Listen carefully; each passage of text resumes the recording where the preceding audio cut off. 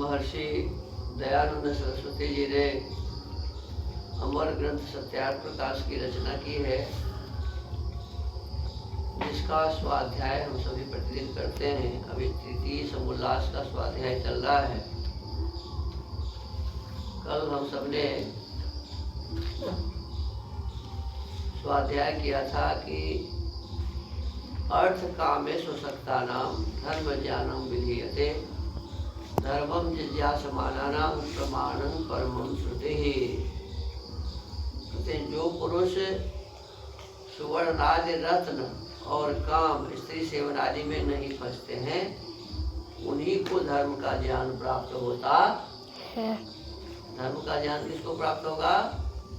जो धन के पीछे पागल नहीं होंगे, जो काम वासनाओं के पीछे पागल नहीं होगा, ऐसे ही लोगों को धर्म का ज्ञान प्राप्त होगा। जो धर्म के ज्ञान की इच्छा करें, वे वेद द्वारा धर्म का निश्चय करें। धर्म का निश्चय किसके द्वारा करना चाहिए जी? वेद के द्वारा। वेद में ही धर्म की बात बताएंगे, क्योंकि धर्म का निश्चय बिना वेद के ठीक नहीं होता। बिना वेद के हम समझ ही नहीं पाएंगे कि क्या धर्म है और क्या अधर्म है। अधर्म भी हमें धर्म ही लगता रहता है बिना वेद पढ़े।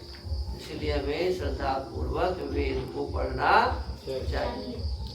आगे कहते हैं, इस प्रकार आचार्य अपने शिष्य को उपदेश करे और विशेषकर राजा, इतर क्षत्रिय, वैश्य और उत्तम शूद्र जनों को भी विद्या का अभ्यास अवश्य करावे। देखो, राजा का क्या कर्तव्य बताया है कि क्षत्रिय को, वैश्य को और उत्तम शूद्र को भी। शूद्र भी एक ये होता है कि जो कुछ संस्कारी होते हैं, अच्छे होते हैं, और कुछ होते हैं जो कुसंस्कारी होते हैं।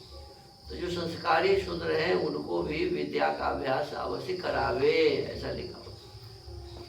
क्योंकि जो ब्राह्मण है वे ही केवल विद्याभ्यास करें और क्षत्रिय न करें, तो विद्या, धर्म, राज्य और धनादि की विधि कभी नहीं हो सकती।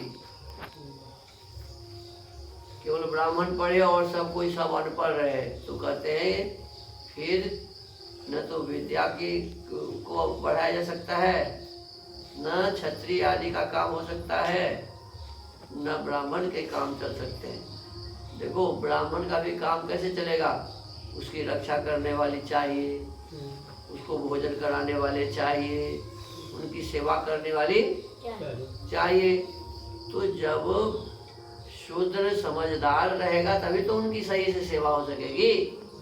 क्षत्रिय समझदार रहेगा, पढ़ा लिखा, तभी तो उनकी रक्षा करेगा, नहीं तो कैसे करेगा? वैसे यदि मान लो ठीक से धन कमाने की कला नहीं जानेगा, तो राज व्यवस्था कैसे चलेगी? धन कहाँ से आएगा? तो इसीलिए बताया कि केवल ब्राह्मण ही न पढ़े, ब्राह्मण, क्षत्रिय, वैश्य और शूद्र सबको विद्या का अभ्यास कराना चाहिए। कहते हैं बिना इसके विद्या की भी उन्नति नहीं होगी, धर्म की भी उन्नति नहीं होगी, राज्य की व्यवस्था भी नहीं बढ़ेगी और धन आदि की वृद्धि भी कभी नहीं होगी। क्योंकि ब्राह्मण तो केवल पढ़ने पढ़ाने और क्षत्रिय आदि से जीविका को प्राप्त होकर जीवन धारण कर सकते हैं। जीविका के अधीन और क्षत्रिय आदि के आज्ञादाता और यथावत परीक्षक दंडदाता न होने से ब्राह्मण आदि सब वर्ण पाखंडी में फंस जाते हैं। देखो क्या कहा, जीविका के अधीन और क्षत्रिय आदि के आज्ञादाता और यथावत परीक्षक दंडदाता न होने से ब्राह्मण आदि सब वर्ण पाखंडी में फंस जाते हैं। और जब क्षत्रिय आदि विद्वान होते हैं तब ब्राह्मण भी अधिक विद्याभ्यास और धर्म पथ में चलते हैं। क्षत्रिय यदि विद्वान होंगे तो फिर ब्राह्मण को होगा, अरे कहीं हमारा स्थान ये न ले ले, इसलिए हमें और भी मेहनत से पढ़ना चाहिए, प्रतियोगिता हो जाएगी। यही कहते हैं, क्षत्रिय आदि विद्वान होते हैं तब ब्राह्मण भी अधिक विद्याभ्यास और धर्म पथ में चलते हैं। और उन क्षत्रिय आदि विद्वानों के सामने पाखंड झूठा व्यवहार भी नहीं कर सकते। और जब क्षत्रिय आदि अविद्वान होते हैं तो जैसा अपने मन में आता है वैसा ही कराते हैं। इसलिए ब्राह्मण भी अपना कल्याण चाहें तो क्षत्रिय आदि को वेद आदि सत्य शास्त्र का अभ्यास अधिक प्रयत्न से करावे। ये बीच में पता नहीं कैसे ऐसे हो गया कि केवल ब्राह्मण ही पढ़ेगा, दूसरा नहीं पढ़ेगा। वेद में ऐसा आदेश नहीं है। वेद में आदेश है कि शूद्र को भी पढ़ाओ, वैश्य क्षत्रिय सबको पढ़ाओ, क्योंकि वो पढ़ाई करने के बाद अपने कर्तव्य को ठीक से समझ पाएंगे और फिर समाज की व्यवस्था, राज्य की व्यवस्था उन्हीं के माध्यम से होता है, तो बहुत बढ़िया ढंग से व्यवस्था बन जाएगा। कहते हैं कि जब इस प्रकार से होंगे तो फिर पाखंड नहीं चलेगा, झूठा व्यवहार किसी के साथ कोई नहीं करेंगे।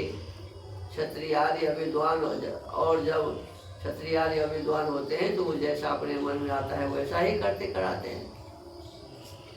जो विद्या नहीं है जिसके पास, वो जैसा बनाया वैसा किया और उसमें तकलीफ होता है। इसलिए ब्राह्मण भी अपना कल्याण चाहे तो क्षत्रिय आदि को वेदांत सत्य शास्त्र का अभ्यास करते हैं कि अधिक प्रयत्न से करावे, क्योंकि क्षत्रिय आदि विद्या, धर्म, राज और लक्ष्मी की वृद्धि करने वाले हैं। मैंने लक्ष्मी की वृद्धि वैश्य करेगा, राज्य की रक्षा क्षत्रिय करेंगे। कहते क्षत्रिय विद्या, क्षत्रिय और वैश्य शूद्र ही विद्या, धर्म, राज और लक्ष्मी की वृद्धि करने वाले हैं। वे कभी भिक्षावृत्ति नहीं करते, इसलिए वे विद्या व्यवहार में पक्षपाती भी नहीं हो सकते। और जब सब वर्णों में विद्या सुशिक्षा होती है तब कोई भी पाखंड रूप अधर्मयुक्त मिथ्या व्यवहार को नहीं चला सकता। सभी विद्वान है तो कौन किसको ठगेगा। इससे क्या सिद्ध हुआ कि क्षत्रिय आदि को नियम में चलाने वाले ब्राह्मण और सन्यासी तथा ब्राह्मण और सन्यासी को सुनियम में चलाने वाले क्षत्रिय आदि होते हैं। देखो, ब्राह्मण और सन्यासी क्षत्रिय, वैश्य और शूद्र को नियम में चलाते हैं, और ब्राह्मण और सन्यासी भी उदंड न हो जाए तो इसकी व्यवस्था कौन करेगा? विद्वान क्षत्रिय। कौन करेगा? विद्वान क्षत्रिय, विद्वान वैश्य करेगा।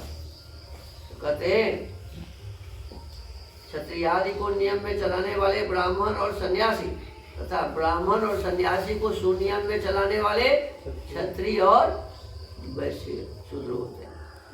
क्योंकि विद्वान है तो जैसे तैसे ब्राह्मण नहीं कर सकते, उनको बार बार टोका जाएगा कि ये तो आप गलती कर रहे हैं। इसलिए सब वर्णों के स्त्री पुरुषों में विद्या और धर्म का प्रचार अवश्य होना। देखो साफ साफ लिख दिया, सब वर्णों में। ऊपर में तो शूद्र का नाम भी दिया, क्षत्रिय, वैश्य और उत्तम शूद्र को विद्या पढ़ाना चाहिए, और यहाँ लिखा कि सब वर्णों को विद्या पढ़ाना चाहिए। सब वर्णों के स्त्री को भी, और पहले कहते थे स्त्री और शूद्र को मत पढ़ने दो, स्त्री शूद्रो ना। अब इस बात को स्वामी जी खारिज करते हैं कि नहीं, सब वर्णों के स्त्रियों को भी और पुरुषों को भी पढ़ना चाहिए, पढ़ाना चाहिए। और स्त्री पुरुषों में जब विद्या होगी और धर्म का प्रचार होगा तो फिर समाज की व्यवस्था अच्छी होगी, ठीक प्रकार से होगी। कोई उदंडता से कोई काम नहीं कर पाए, सब एक दूसरों का ध्यान रखेंगे और फिर विद्या का अभ्यास होता रहेगा, विद्या बढ़ता रहेगा, धर्म का प्रचार होता रहेगा।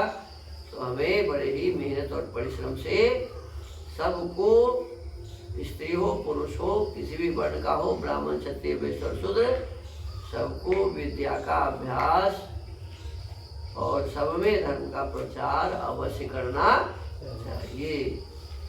वह कहते हैं अब जो पढ़ना पढ़ाना हो वह अच्छी प्रकार परीक्षा करके होना योग्य है। अब कहते हैं कि क्या पढ़ना और क्या पढ़ाना। अब इसकी परीक्षा करके आगे बताएंगे। तो आज के स्वाध्याय के क्रम को यही विराम देते हैं। ओम।